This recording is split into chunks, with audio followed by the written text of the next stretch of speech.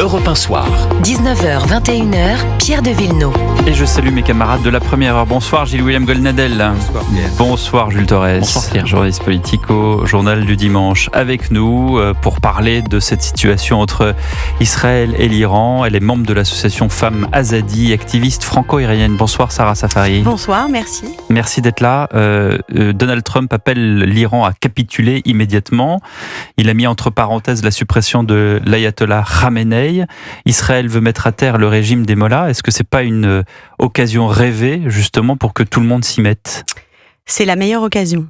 Je pense qu'on n'en aura pas d'autre. Aujourd'hui, les Iraniens, je pense qu'ils sont devenus un peu schizophrènes ces quelques dernières heures, parce qu'en fait, on nous dit de quitter Téhéran. Donc, on a une population de 10 millions d'habitants qui a essayé de fuir la ville quand même, qui n'est pas rien. Ce sont les autorités qui ont dit ça. C'est Donald Trump qui a demandé effectivement à ce que les Iraniens partent de Téhéran. Américaines. Exactement. Mais c'est très compliqué parce qu'ils sont encore otages une fois de plus du régime iranien. Donc les gens ne savent pas où aller. Ils n'ont pas de bunker. Ils sont absolument pas protégés. Ils ont sorti les tanks dans les rues. Les pendaisons ont repris depuis ce matin. Les pendaisons. Tout à fait. Ils ont fait passer une loi hier soir, en pleine nuit, en disant et en prévenant les Iraniens que quiconque montrait des photos ou diffusait des images qui montreraient leur joie, etc., face à ce qui se passe aujourd'hui en Iran, eh bien, serait pendu. Il y a eu déjà 4 pendaisons depuis ce matin. Qu'est-ce qui vous fait croire aujourd'hui, Sarah Safari, qu'on peut y arriver, qu'on peut mettre à terre le régime des mollahs ? Ils sont en train de vivre, pour moi, leur dernier souffle. Ils n'ont plus d'alliés, ils n'ont plus de proxy. Tout le monde se cache, tout le monde fuit. On pense vraiment profondément que c'est la meilleure occasion. Maintenant, seul le peuple sera maître de son destin. Et on avait peut-être certainement besoin de cette avancée-là et de ce qui se passe aujourd'hui pour que les Iraniens puissent se soulever à nouveau. Jules Torres. J'ai une question. Si aujourd'hui le régime des mollahs tombe, il est remplacé par quoi ? On a vu ça en Afghanistan, on a vu ça également en Syrie. Bachar al-Assad, certes, est tombé, mais pour être remplacé par quoi ? En Libye, en Irak. On l'a vu en Libye, en Irak et dans tous les régimes qui ont été renversés. Si ça arrive en Iran, qui seront les remplaçants du régime des mollahs ? Alors, il y a un nom qui est acclamé et scandé depuis quelques années, c'est l'ancien fils du Shah, c'est Reza Pahlavi. Tous les soirs, depuis le début de cette guerre, les gens scandent à leurs fenêtres Abba Khamenei et gloire au fils du Shah. Donc, l'opposition est prête. Maintenant, une fois de plus, lui, son plan, c'est de venir être un gouvernement transitoire en attendant d'avoir des élections libres et que les Iraniens fassent leur propre choix après. Lui, il veut aider à l'après, donc ne veut pas que le chaos s'installe dans le pays. Donc voilà ce qu'il propose. Et les Iraniens le suivent. C'est le seul nom qui est scandé aujourd'hui. Voilà. Gilles-William ?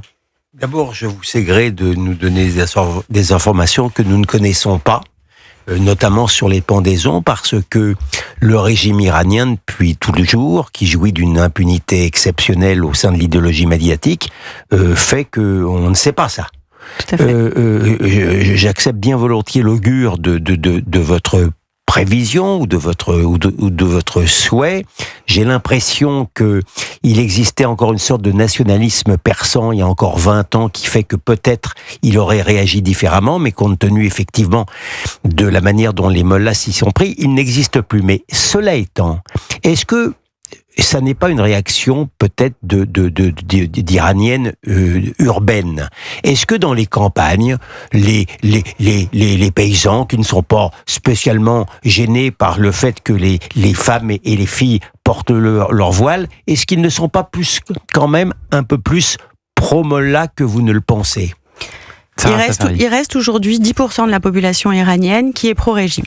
D'accord. Je pense mais ça, c'est encore une fois une statistique, j'allais dire, urbaine, pour reprendre le mot de Gilles-William Goldnadel. Alors, c'est des statistiques qui nous sont venues d'Iran. Il y a eu plein d'études qui ont été faites depuis le début de la Révolution en 2022.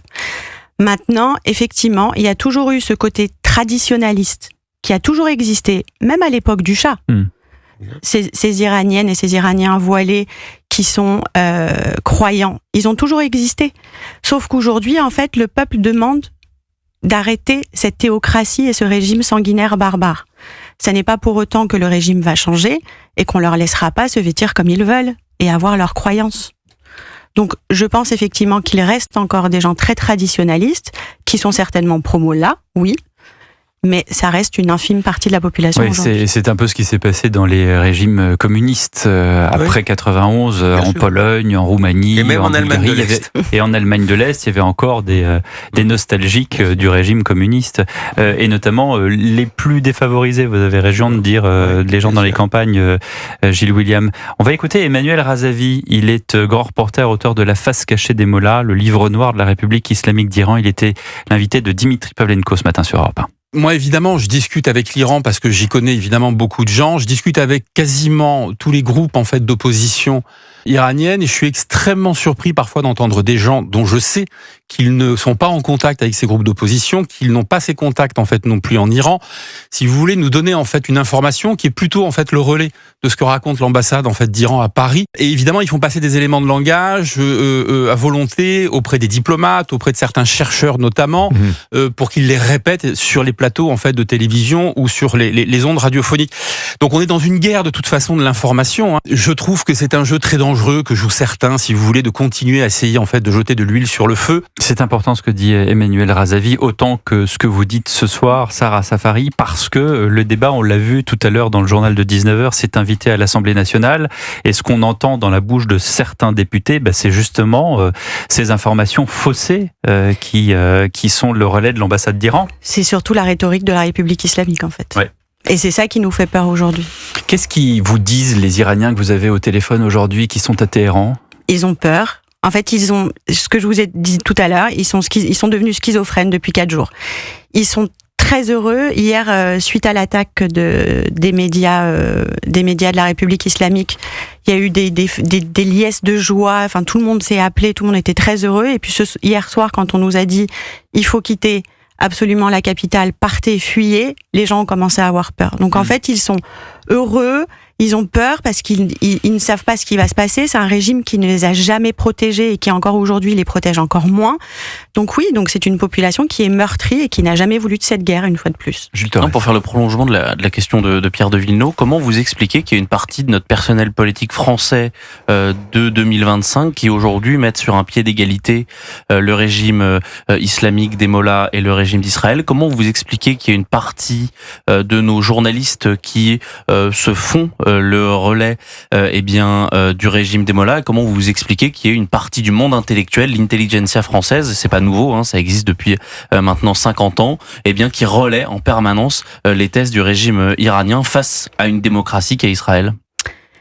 Ces personnes sont, comme toute cette propagande, en fait, si vous voulez, ça fait quand même 45 ans qu'elle est en train d'être nourrie, cette propagande de la République islamique. Donc forcément, il y en a qui vont rentrer dedans, soit par clientélisme, soit par peur, j'en sais rien, mais en fait pour nous, aujourd'hui, quand on voit ce qui se dit sur certains plateaux télé ou ce qui se dit sur certaines radios, on se dit qu'en fait c'est exactement la rhétorique de la République islamique et ces gens-là en sont juste le relais. C'est-à-dire que ça fait 45 ans que la République islamique sème des graines un peu partout et en fait là maintenant on les voit germer. J'ai une question pour vous, Sarah Safari. Est-ce que vous-même, en venant ce soir sur Europe 1, vous avez peur? Est-ce qu'il y a un petit soupçon à 1 ou 2% de cette crainte que vous avez mentionné concernant ceux qui sont à Téhéran aujourd'hui?